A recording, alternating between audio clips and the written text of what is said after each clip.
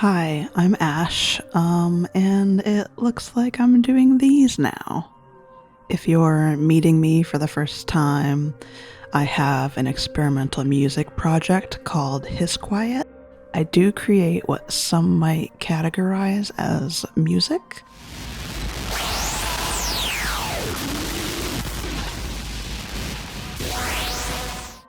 With modular synths and more synths and kind of whatever I can get my hands on.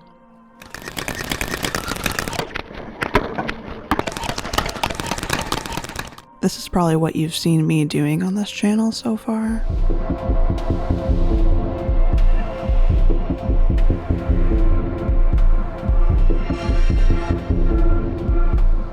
I'm also a freelance graphic designer and multimedia artist. I've done everything from album covers to logo design to animation. I kind of get interested in it all and really just want to live 1,000 lives where I get to really delve into one thing intensely, but I end up dabbling in it all in this life. And that's kind of why I'm seeing if this whole YouTube thing might be something I want to try. So, why bi-weekly notes? Well, it's part of what we in the biz call the gay agenda. But, for real though, there's this gear that's been turning lately and it says, I know you've got so much you're already doing, but maybe you should add creating long-form videos to that list. That's a really good idea. And yeah, I might be giving myself more work, but if there's anything that I've learned in life, it's to explore those nagging ideas. I tend to find that good things come from challenging myself in this way. At least if I attempt and fail, the internal and incessant nagging will finally be gone. More specifically, doing videos where I share what's going on in my life creatively feel like the perfect kind of low-pressure way to dip my toes in. There's no need for a structured narrative or big insights, just me documenting my progress. Plus, I think there's something kind of fascinating about witnessing an artist in the midst of creation and not just seeing their finished works. Posting every 2 weeks feels manageable, and I'm always working on something, so I'll consistently have new content without thinking too hard.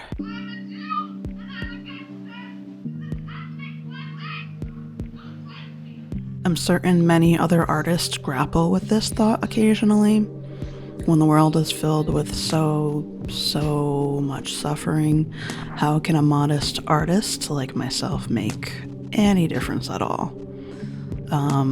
And an answer that I've somewhat landed on is, well, what the hell else would I do in these times? I'm an artist. As a queer multimedia artist, I hope to maybe offer a unique perspective through these videos. I don't really see a lot of people that look like me doing the things that I'm doing. If you know some, please share though. I want to become friends. But I believe in being the change you want to see, so hi. So if that interests you, maybe join me. Let's see where these videos take us, and who knows, maybe they'll even motivate me to brush my teeth more often. Like and subscribe if you struggle with basic hygiene due to mental illness. Lately, I've been considering how to get the best camera angles for these videos and make the most of the room. As a result, I moved everything around, positioned the desk in the middle of the room instead of against the wall. I can now look over and catch a glimpse of Sky Girlfriend to see what she's up to. The new arrangement has been truly energizing for me. However, I did foolishly injure myself during the process. I deal with arthritis and chronic back pain, And because I haven't had a significant flare-up in a while, I overdid it thinking I'd be fine, and now I am in considerable pain. It's getting better though, thank you. That's why this setup isn't completely finished yet. I plan to put up more art on the walls. Speaking of art and store backs, if you can relate in any way, I have created the perfect shirt and hoodie just for you. It's up on my Etsy, and some really cool folks seem to like it already.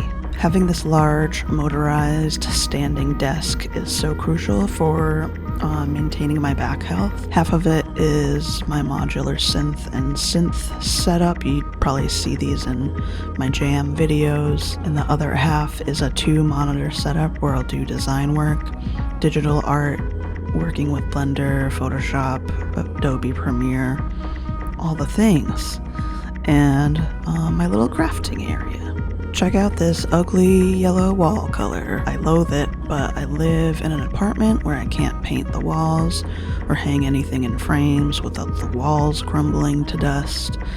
So we are just doing our best with what we have. Over here, we've got dead flowers. If you give me flowers, I will literally keep them forever. Tapes and storage, tchotchkes, guitars, more synths, and a second desk that is never this clean. So many tchotchkes.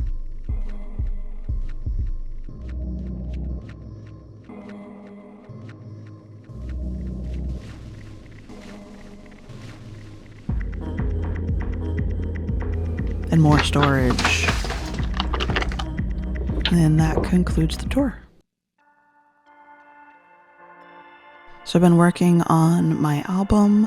If you check out most of my other albums, I've been playing in the dark ambient space, but lately I've been delving into the noise side of things. For me, albums can be little time capsules of my sound explorations at the moment. And a theme will kind of arise out of that exploration. And the themes I'm exploring in this album are destruction and creation. How that manifests in the sound design is I'm throwing full tracks of songs that I'm fond of from like any genre into Morphogene and wrecking them beyond recognition, recording the jams and picking out the good bits for tracks. I did some of said jams during January, which, if you're not familiar, is a month-long challenge where some absolutely unhinged folks attempt to do and share jams every day. I don't do that, but I usually try to do more than I normally would in a month and end up getting in about 10 jams. The plan was to do a few more secret jammy jams and get the album together in February, but I got sick and then injured and then sidetracked by this video, so I probably won't make that deadline. But I have 2 tracks down. Woo! I have a store where I put some of my studies using Blender up for sale. I'm always halfway through a few projects that look promising to put up there, but it kind of gets pushed to the side because of more pressing deadlines. I really want to try to get more stuff up there this year, though. I've been working on a few super secret animations for an artist's album release. Can't really show you much more than this. Please, dear God, someone pay me a lot for a project so I can afford a new computer. This one is melting internally because of Blender. Do you hear that? I just put a newsletter up on my website. You should join it. I'm not quite sure what I want to put in it yet, besides updates about what's happening. Since I can't really rely on algorithms to show posts and updates to folks, I promise I won't spam you with a ton of emails. Me and a longtime music pal, their project name is Kid Contraband, have been working on this track for around a year now. Just two neurodivergent queers collaborating together, and it's finally out. I'm super excited about it. Check it out. This is some branding I did for Alice's project, Oscillator. Alice is a skilled modular synthesist. Personally, I'm very pleased with how it turned out and can't wait to see how she uses it. This year, I've begun a project I refer to as a junk journal or a trash sketchbook. This has allowed me to reduce some self-imposed pressure for perfection and instead have some fun and experiment and get messy with different mediums, even incorporating trash I find throughout my day. It's been incredibly enjoyable to have a designated space for experimentation separate from client work. This renewed wave of creativity is not only exciting on its own, but it's also enhancing my client work, which is really awesome. I've been quite inspired by folks using their art to better the world, like these fundraiser compilations. It's kind of been all I've been listening to lately. My bestie, who goes by Garlic Sunshine on Instagram, has started weaving, and I've been really impressed with some of their first finished pieces. I even have one in my studio right now. Look at that. It's amazing.